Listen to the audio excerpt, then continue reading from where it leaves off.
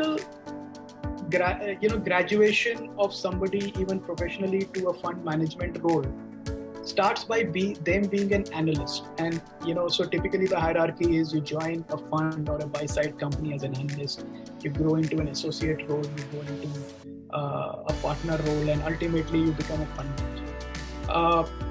Now, when we hire analysts, what we are looking for are a couple of things. We are looking for, how much of passion do they have for research? I mean, that's the most important thing. And if they really have that passion, it overrides many times their educational background. But what we like to see is we prefer people who have gone through chartered accounting course. We prefer people a lot who have done the CFA course, the US CFA course, because I think the CFA course is a very practical course. The good thing is that you don't need to take career breaks to do it. So I would strongly recommend that anybody who wants to become a fund manager, laterally, also professionals who are working and looking to become lateral, move into this, should definitely do CFA, because CFA is a very practical course. It's not an academic course where you will end up wasting a lot of what you have learned. I mean, I would say that 80% of your CFA course you can apply to a fund management role. So definitely consider a CFA role. And then there are, of course, general management, the MBA grads that we interview who have done, finance and accounting. That helps.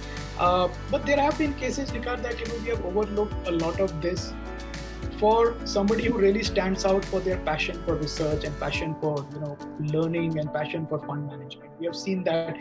We have had people who have done, just BCom from Rajasthan and landed up and we were blown away by the kind of work that they have already done, the kind of, companies that they talked about and the pains they took to research that company by meeting the company's distributors, suppliers, bankers, competitors, and they came, so well prepared for the interview that we just said, look, may not have the, educational credentials, but definitely rates very high on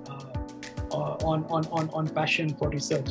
But barring that, I would say, if you're in 11th and 12th, frankly, it doesn't matter you do science or commerce or arts or, but when you do your graduation, then it would be helpful if it is more focused on number analysis and you get an opportunity to do a lot of projects, because the projects are what give you case studies, and projects is what give you the practical knowledge. So whatever graduation which you do, and post-graduation, look for opportunities in the courses that are very heavy on case studies, real life case studies, real life projects that you need to do as an individual and as a team. Because we like to discuss that when we meet candidates. We don't really focus only on their GPA or their class rankings. We like to see what extra work they have done, to prove that they are really passionate about this job.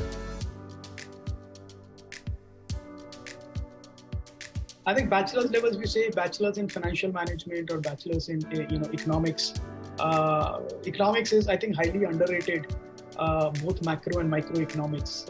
I think if you have a very good real understanding of what you have learned and you have a passion for it and you can apply it in real world, I think that's an incredible degree to have, because it really prepares you very well for a fund management job.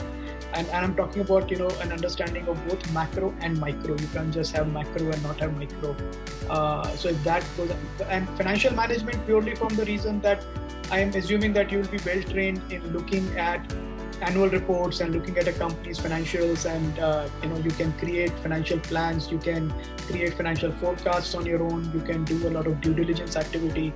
So I think these are the two good courses that will take you directly, if you want to become a research analyst and grow your way into a fund management. An MBA in finance, definitely, because it gives you a general management perspective. So you understand what companies are all about, and you have done a lot of courses. And most of the MBA courses that I've seen are structured around case studies and real project work, and as a team and as an individual, which is great learning. And MBA is also a very high pressure course. So so I think it preps you well if you do MBA in finance and economics kind of specialty, MA economics, I would say another very good course to pursue. Even MS in economics is also a good course. I mean, it's not. I don't think the value of that should be underestimated by anybody. So I think these are also good courses that people should definitely consider.